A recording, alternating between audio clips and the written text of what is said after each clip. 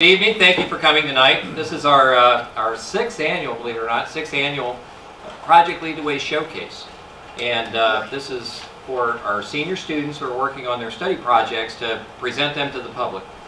And I'd like to thank our principal, Ms. Baker, who's also the Director of Career and Technical Education.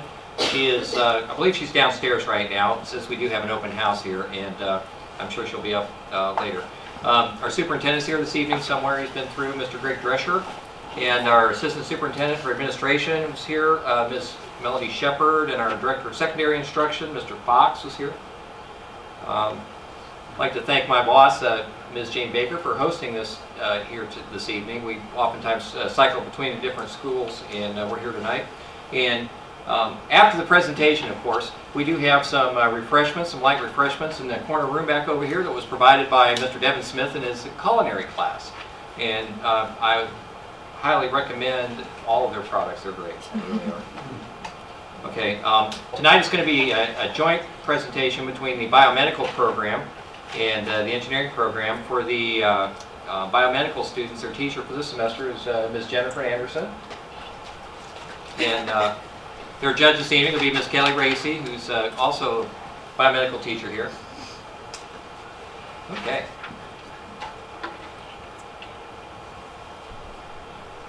These are our three different Project Lead the Way programs that we offer here. Our engineering program is robust and has been here 10 years now.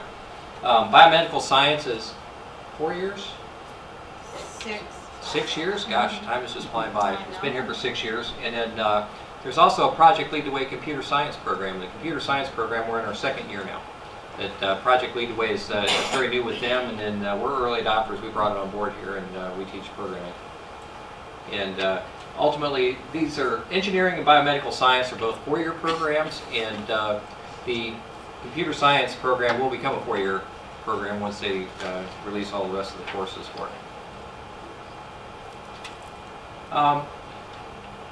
There are two folks that are no longer with us that I'd like to mention this evening, and they've both been strong supporters of the program over the years. The first is Mr. Phil Compton. He passed away last month. He's a retired aeronautical engineer, and he worked quite a bit with the students on their presentations, and he also did a lot of work with the students on independent design projects and competitions that they had. And also Mr. Bill Nash has been a longtime judge at these events over the years, and helped develop a lot of the rubrics, and he was a civil engineer, and he unfortunately passed away this summer. And I'd like to mention both of those gentlemen and how much they provided the program over the years. Okay. It's time to get into the presentations. Ms. Anderson, would you like to take over? All right, sure.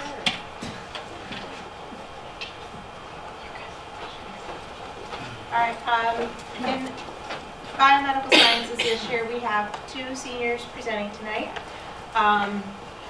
The first one up is Nick Brief. Yep. And he shadowed a patient and is going to talk to us about ACL repair. I don't know how to use this. I did my project on ACL repair and pretty much how one can get better from it. The purpose I did this is to show that the procedures come a long way. In the 1960s and the 1970s, if you tore your ACL, if you got an ACL injury, they'd pretty much tell you to get back on that field. Today we have a lot better comeback process, so everything, you get healthy again. You come back to full strength. Some people don't believe, or they're actually scared of getting surgery. For most people that are scared of the surgery, pretty much there's nothing to be scared about, You go in there, you get it done, you get back to normal. There's no deaths caused from this. You go under from it, but you're going to come back. And also, I just wanted to educate people on why the ACL is important, what it does, the functions of it, why you want to get it fixed as fast as you possibly can.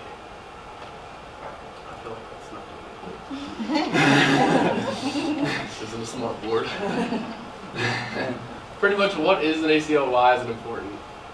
The ACL is also the anterior cruated ligament. It's a key part in stabilizing the knee, and it connects the femur, which is your thigh, to your tibia, which is your shin bone. And it helps that through a normal range of motion, so you can kick and all that stuff. What the ACL actually is, it's a broad, thick cord about the size of your index finger, stranded together by like woven strands, long collagen strands woven together in a way that it can withstand about 500 pounds of force. So you can jump, you can land, you can do all the athletics pretty much without injury.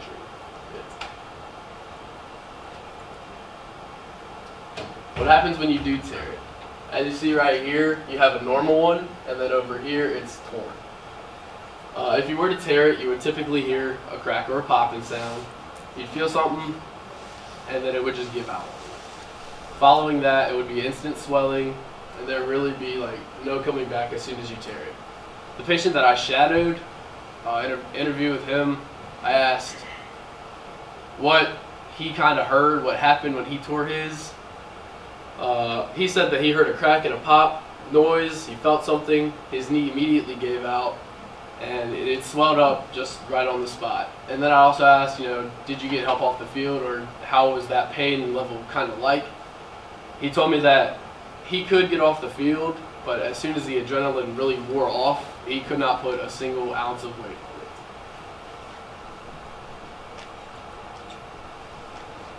Why does it seem that so many athletes tear it? As you see here, he tore his ACL. Pretty much it's caused by a sudden twist or a rotation, something the body's not used to. In case you make too sharp of a cut, your knee, it's just not going to agree. If you land flat-footed after a jump, if you land wrong after coming down, landing flat-footed causes force from the ground up, which is too much stress to put on the knee, and it could tear that way. Or if it's just too big of an impact, say you're playing football and someone hits you from the side and your knee just goes in, it's just automatically going to tear that way. And basketball, say someone gets pushed down, lands on it wrong, it's going to tear that way. Can athletes even come back to 100%? Yes, and that's actually the whole reason why I did this, is to show that they can come back 100%. It's with our advancements in the technology and the knowledge that we know now, it's extremely common to come back 100 to even 110% better. Raise your hands if you've heard of Tom Brady before. Lots of y'all. Well, he tore his in 2008. If you don't think that he actually came back 100%, 2015 he was the Super Bowl MVP. I was mad about that because I'm a Steeler fan. Adrian Peterson, he tore his 2011 on Christmas Eve. The very next season, he came back and he was 9 yards away from a single season rushing record. He had 2,097 yards on the season. Jamal Crawford, he's a basketball player. For those of you who don't know him, he's not as common as the other two. He tore his second season in the NBA. After coming back from it, he's had a full career. He's still playing right now, and he's recorded a total of 3 Six-Man of the Year awards. That pretty much means he's the best at coming off the bench in the NBA, which is huge.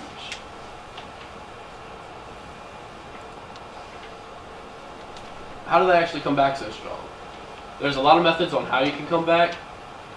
These are definitely the keys. You want to ice it down, has a lot of therapeutic effects. A supportive knee brace helps it throughout the healing process. Exercising it is how you get actually strengthened again. Like, if you don't exercise after this, if you don't strengthen up that knee, you're not going to come back. And a healthy diet is also very important, putting the right things in your body to get your muscles, your tendons, and your ligaments all back. You're not really going to come back if you just stay at home eating cheeseburgers, drinking sweet tea.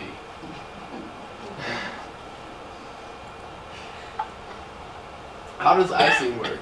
When ice is applied to an injury, it has a lot of therapeutic effects, like I said. It'll cause less pain because of the slowed nerve endings that the cold will produce on it. Less swelling because the blood vessels, the reduced blood flow to the area will reduce the swelling. And then it will also attribute to faster healing because cellular activity actually slows down, contributing to a faster healing time. Knee braces.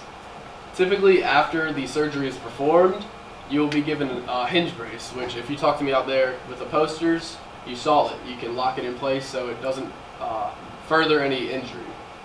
It keeps your knee from buckling on itself, and pretty much it gives confidence with that brace. The extra provided strength gives them confidence that they can walk again, and they don't think they're going to walk ever again. But with that extra brace, with the extra support, it's like they can do it on their own. Exercising.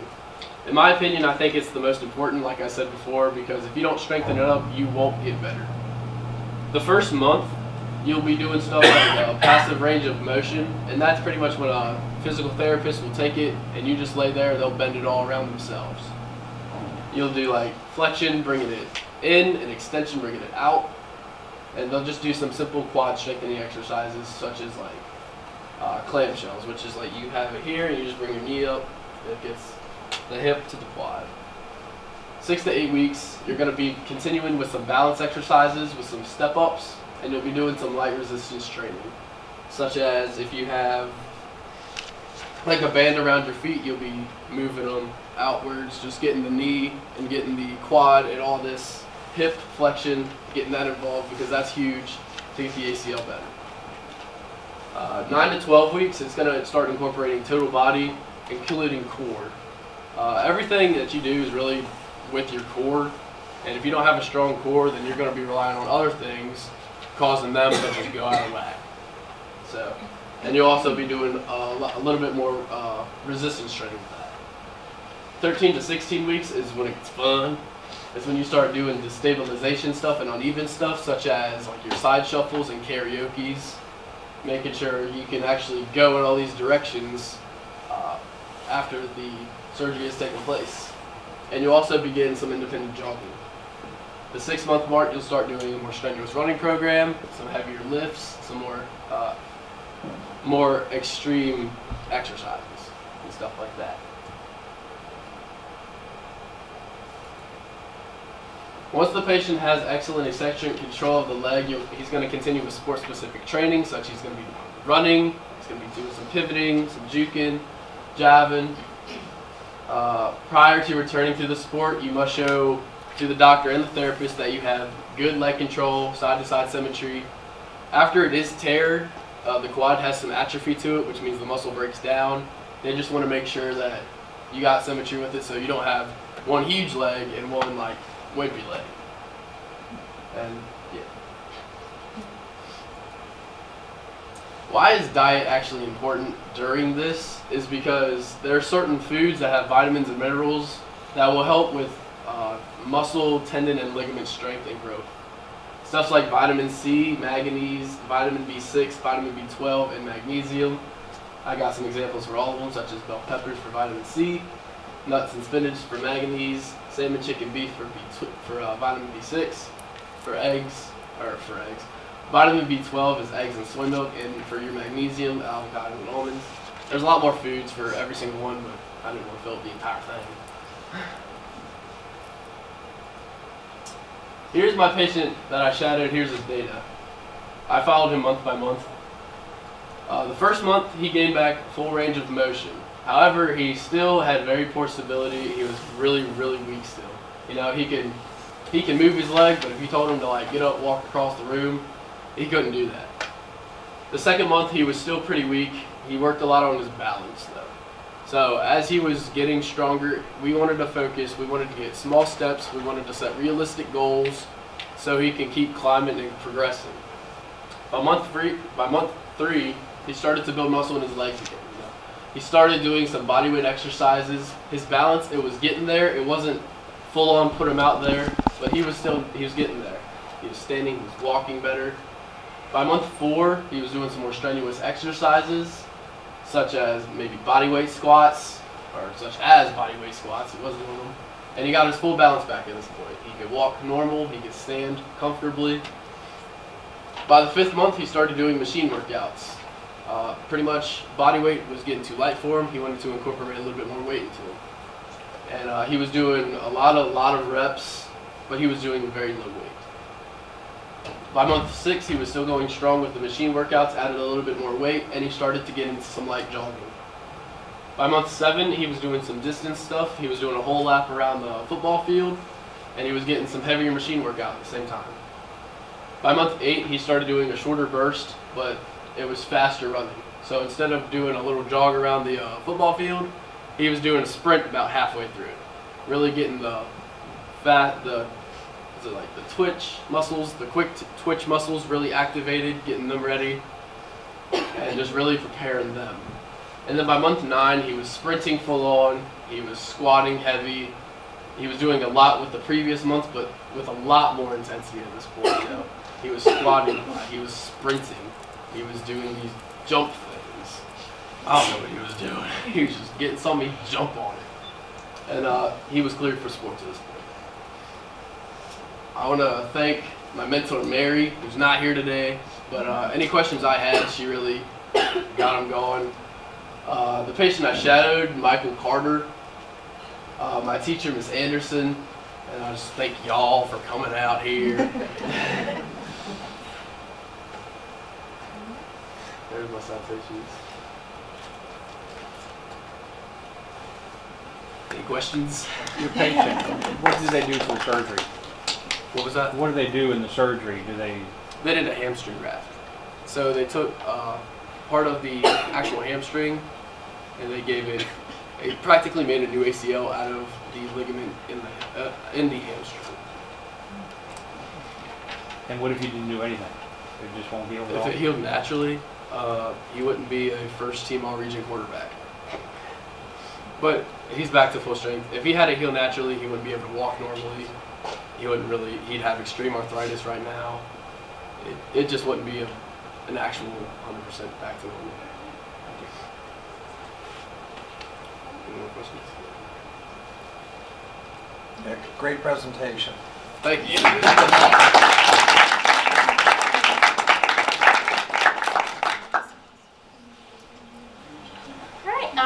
Next is our second senior in the biomed program, Sierra Berry, who is going to be presenting on chronic care management.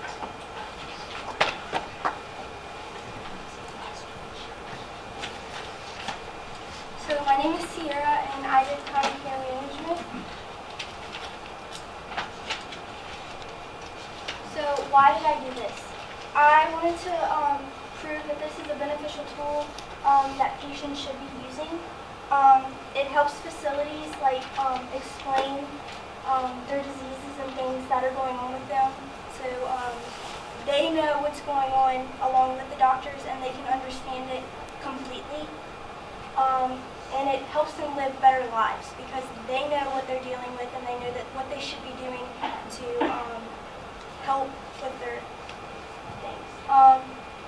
I also wanted to encourage other facilities to use this beneficial tool because I think personally it should be in every healthcare facility because this is not just general care for the people, it actually focuses on their specific illnesses.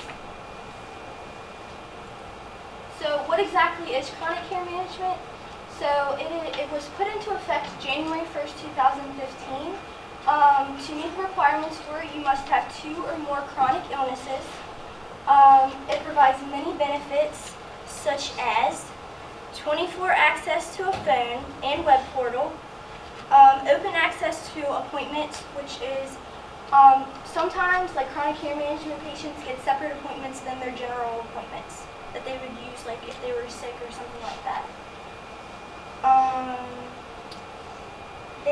It provides team care management, so like a group of people will come together and develop a comprehensive care plan with them, so they know like their diet and things that they should be doing to improve their health.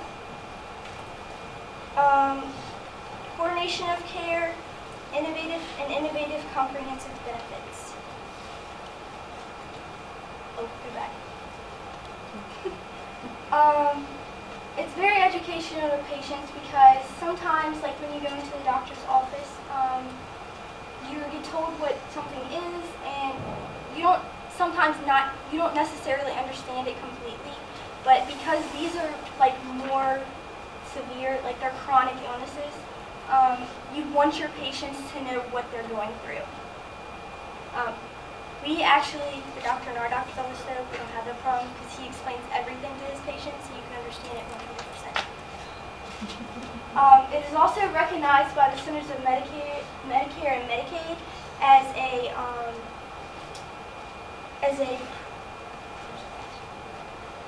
a prime component of primary care, and it contributes to better health care for individuals. And if it's used properly, it does in fact improve the patient's health.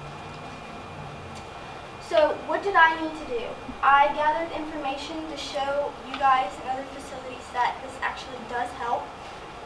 So I determined that the independent variable would be the actual patients.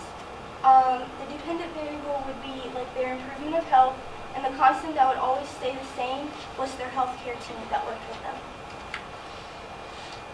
So my methods of how I did this, I actually work at Skyline Family Practice right now. So my job is to work with chronic care management, and so what I did is I talked to my bosses, which is Bud Lanham, who couldn't be here tonight, and Dr. Brad, and I just told them what I wanted to do, and I asked them if it was okay, and they said absolutely.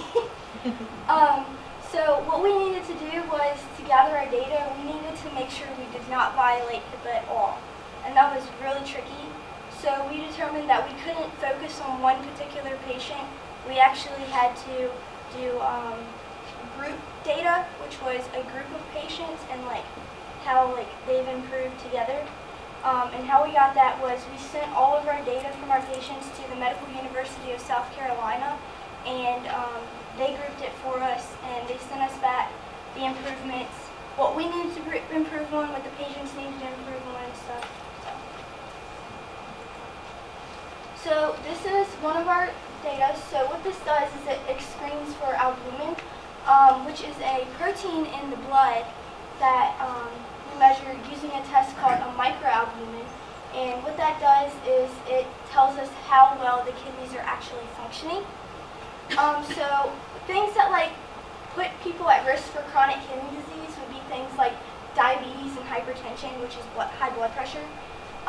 So these people were actually tested because of those risk factors. And once we started actually putting chronic care management into effect, hardcore, we've seen improvements, as you can see here. So this is for monitoring for the albumin.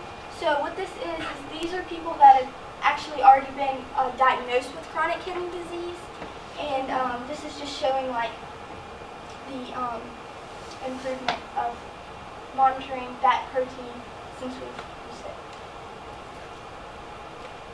So I wanted to thank Bud and Dr. Brad for letting me work on my project in their facility, my grandma for getting my butt in gear, making me do it, Miss Anderson for helping me and her support, explaining to me what needed to be done and things, and the staff at Skyline Family Practice, because without you guys' permission for me to be there, I couldn't have done what I'm doing tonight.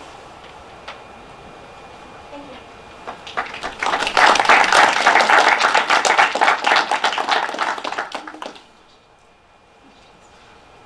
Does anybody have any questions? Oh, questions, sorry.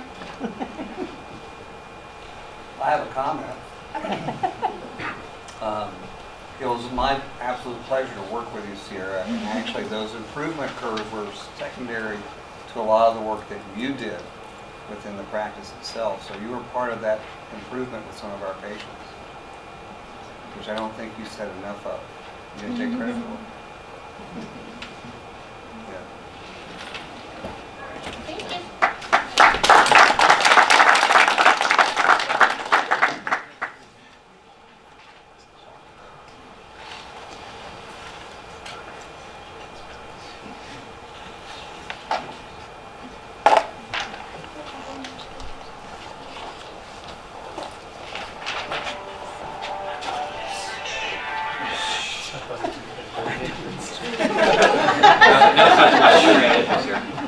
This is a quick overview of our Project Lead the Way engineering program. We offer all 4 years at the secondary level, and we have also introduced Gateway to Technology now in our middle schools, both Skyline and Warren County Middle School. And what these students are about to present from the engineering side is their culminating capstone project project that they've been working on all semester, and it's the fourth out of 4 years.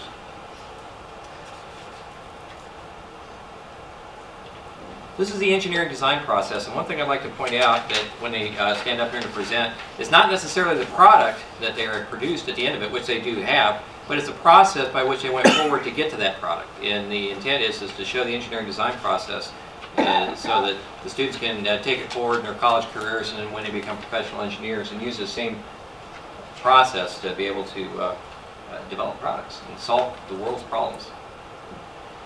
Okay.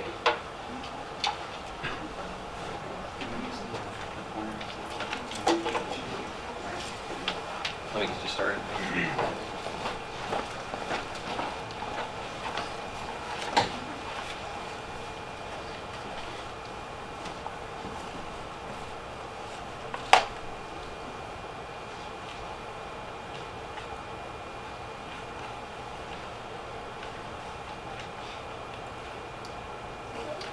Alright, so hello everyone. We are the Engineering Design and Development class of 2017. I'm Nicholas Herring, I'm Dylan Miller. I'm Megan Mills. and we are here to tell you about our engineering design process. So the first step in our process was finding the problem. So the first step in this process was listing off 100 problems in the world that need to be fixed. Each one of us listed off 100 problems, which allowed us to have more possible ideas for our final product. We then categorized these ideas into economic, technical, health and safety, environmental, and food related. This helped us get a better idea on which ideas were more reachable than others in a time limit that we had. Each of our 100 problems were then narrowed down to our top 20 problems. These problems were then written down on a poster board to allow the rest of the class to see these problems. The problems were then voted upon to see which problem we would want to solve. So we then rated them, and how we rated them was 1 being the highest, which we would actually want to do, and 1 we may do, but it's not as high. So the highest that the problem could get was out of a 20. So the highest vote was a way to scrape out all the peanut butter on the curved side of a jar, which was scored a 19 out of 20. Alright, so after we chose our problem, we had to come up with a problem statement. Our problem statement was that we had to come up with is that it's hard to get all spread out of a jar efficiently, all at the same time keeping your hands clean. Alright, so the main problems that we had to overcome in this project was, jar sizes. Jars come in small, medium, and Costco, and no product actually achieves all 3 or even 1 really efficiently. Jar shapes, they all come in, every brand is different shape and based on manufacturing processes or how they feel it looks cool or whatever it may be. Another problem would be companies do not cooperate with engineers or anybody that likes to contribute to their field. They actually have it specifically written, we do not take ideas. And several ideas, which were really good ideas, have burned to the ground because they simply would not allow it. Peanut butter on your hands, also known as peanut butter knuckles. Most times when you're making PB&J or whatever thing that you make, you might get peanut butter on your hands, and that's just not a good thing to have while you're trying to eat or make a sandwich or anything like that. And then finally, there's no common solutions. So they all say all the utensils, they don't work the way they say they do, and some don't even work at all. One even requires the use of 3 hands. But so we're here to fix all that. Alright, so to start, I know most of you can't read this because it gets really blurry when you're out there. All you in the front line probably can. But what this is our similar solution matrix. And what it shows is that we took a bunch of items, like say for instance the butter knife, cheese knife, even your fingers. People use a lot of things to get peanut butter out of jars, turns out. And we gave them a bunch of criteria. For example, how well does it get peanut butter out of a jar? So we then rated them based on like a scale of 1 to 10 if we don't think it wasn't that important, or 1 to 20 if it's more important to our designs. And as you can see, or maybe not see if you're far back, but most of them is only about 65% efficiency. And there's only like 1 or 2 on there that actually get above 70 out of the possible 180, 70% out of the possible 180 points. To develop a solution for our final design, we decided to take 2 different approaches. Nick and Dylan would design a spiral ramp, while I would design a special utensil similar to a knife. Now, this was one of our ideas on how to overcome our problem. It is just essentially a ramp that uses a spiral rotary action. It has 2 free spinning parts, one of them being a ring that would rest on the lip of the jar, and we would have a lid that would rest on the ring to allow it to spin. And that one up there isn't actually would have been our final design, but that part up there would have connected to the lid and you could have spun it, meaning that the spiral is actually our second free spinning part. The actual spiral itself would have been made out of rubber silicone, and the lid would have been made out of polylactic acid, which is essentially just plastic. And the spiral would have lasted for the entire lifetime of the jar, but meaning you put it into the jar once, you wouldn't have to take it in because it's resealable. Take it out, I mean, sorry. And our design was unfortunately discontinued because we ran out of time due to time constraints, fabrication difficulties, actually obtaining some of the materials, and so after that we went with the peanut butter knife. So for the peanut butter knife, our first step in the process was I decided to name off problems of the PB Jive, which is our highest competitor, which is a peanut butter knife. So some of the problems with the PB Jive were it doesn't clean small jars well. It leaves streaks on the jars. It does not clean the inverted side on the bottom of the jar. Peanut butter on hands. If the tool is not held right, it won't work at all. The handle is only made for right-handed people. There's not much grip, and it's kind of hard to clean. Now, after defining the problems of the PB Jive, I decided to make the problems the base for finding the solution. My goal was to design a product that would fix these problems. So these are the first 4 prototypes. So I'm going to name off some flaws from each of them. So for the first one, the ramp, so for the side that's supposed to hit the side of the jar, it didn't come down at a steep enough angle, so it just missed the jar. And also the bottom, it was angled wrong, so it didn't really hit the bottom. So for the second prototype, the bottom was miscalculated and it did not clean the bottom of the jar at all. So for the third one, it didn't fit into the jar because I made the side that's supposed to hit the side of the jar too long. It also didn't clean the bottom of the jar exactly how I wanted. Now for the fourth prototype, it didn't clean one part of the inverted side. So after designing these prototypes, the two teams joined together to continue working on a knife for the peanut butter. All right, so this was the 5th and final prototype that we were able to come up with.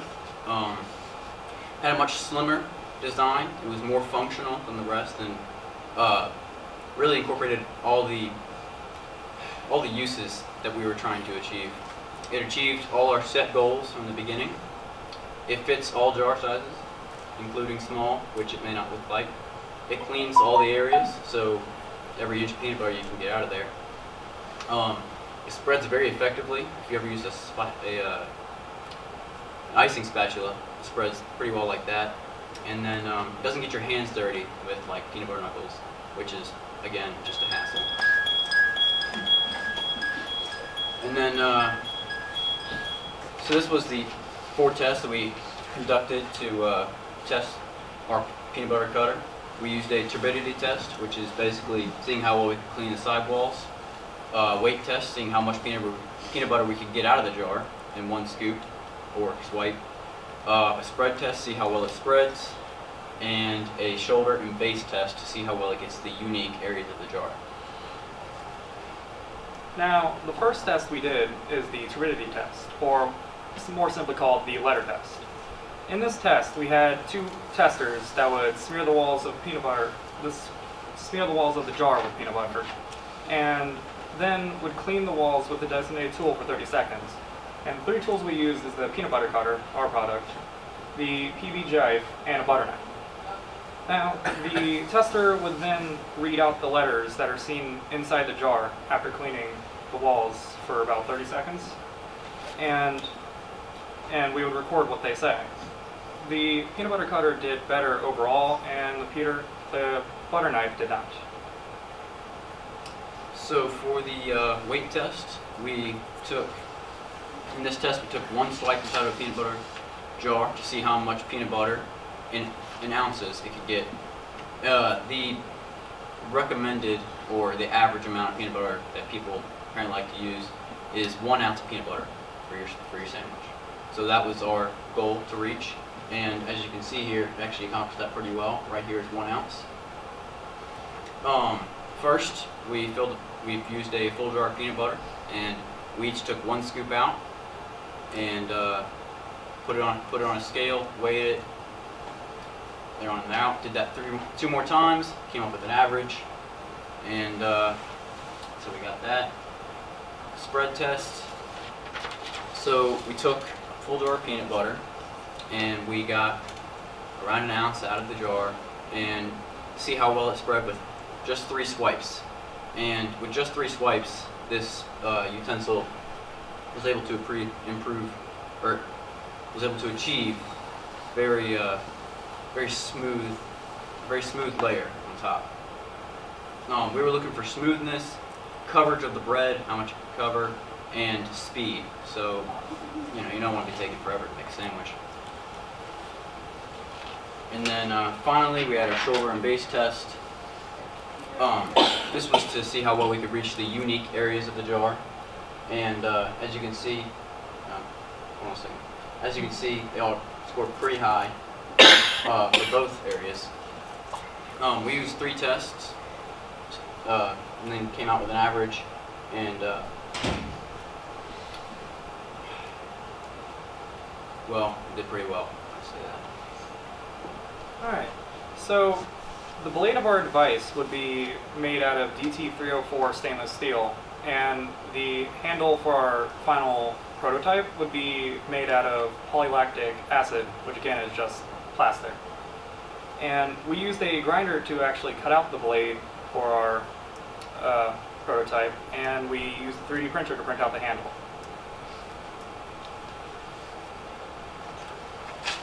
So for our final product, the prototype, we met all the requirements except one due to fabrication difficulties, and that was that the steel was not thick enough. If you guys saw it up there, it was pretty flimsy. We actually got the wrong steel for what we were looking for. We were looking for something much stiffer and thicker, almost twice as thick. And if we had more time, we would have tested for thickness in the steel, see which works better and how could it work. Which one would have came out best for the job we're trying to achieve. So this is the Autodesk Inventor model for our final design. Pretty good. Any questions? How much would it cost to manufacture? How much would it cost to manufacture? The plastic would be, I think, around 50 cents. And then for molding and everything. And then the steel, it's $304. It's kind of pricey. The final product would come out to be around $7, so not too expensive. And for a lifelong product, I think that's pretty good. Would it work as well with jelly, or did you test? Yes, sir. It works in any jar you want it to, really. I mean, it may not work in like pickle jars or something like that, but. Is there any other questions? With all the prototypes, each of them had a bump on the top. What was that bump for? The bump was put there because Scroll back.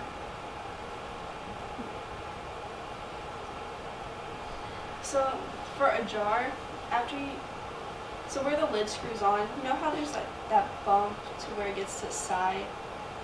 That little hump right there is to get the bump on At the top of the jar? yeah, the top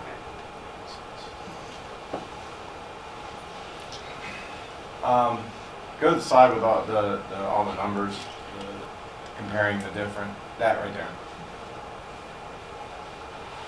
I'm sorry that I'm such a geek. It's all right.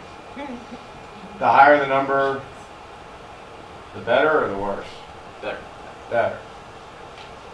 That makes sense. Do you want me to So I was trying to figure out how the fingers were more expensive to make. That's what popped out to me. That makes more sense now. More expensive. Yeah. All right. It's about $1,200 for deliveries, so you got. I know, right?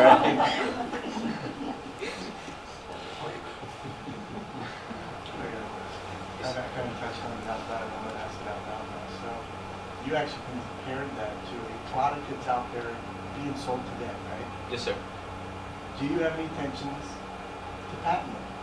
To try and go that route to see what happens? Yes, we definitely want to patent I it. think you should. Thank you very much, sir. We would really like to patent it and then truly just advertise it and get it out there because Shark Tank.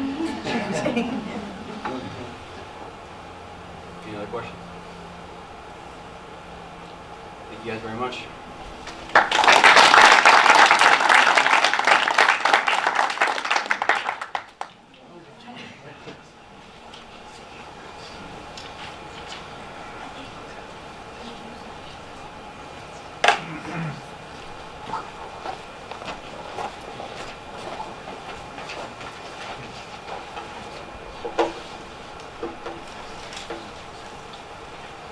There were some folks that help with the engineering program quite a bit as they've gone along, and I'd like to point them out and give them honorable mention here. First one is Mr. Brandon Moore. If you were downstairs in the welding, you might have met him down there. He's our welding instructor, and there's also the welding class who assisted in the fabrication, specifically with the DT304 stainless steel. They were invaluable. They wouldn't have been able to fabricate it without that. Mr. Tom Ladd is an electrical engineer, and he's worked with the students extensively, including their preparations for the formal presentation here. I'd like to thank him, and also Dr. Susan Shaw, a longtime supporter of the program, and she's given the students specific instruction on voice of the customer, and she's also worked with the students on presentation, and has been a general resource for us, so thank you very much. Okay, that concludes the formal presentation for this evening, and then we still have the open house going on, and I do recommend that someone go ahead and try to sample some of the goodies that are there in the other room, and if you don't do that, then it's going to be up to us for the rest of the week. You have to eat it. So. That is good stuff. So thank you all very much for coming. We'll be available afterwards.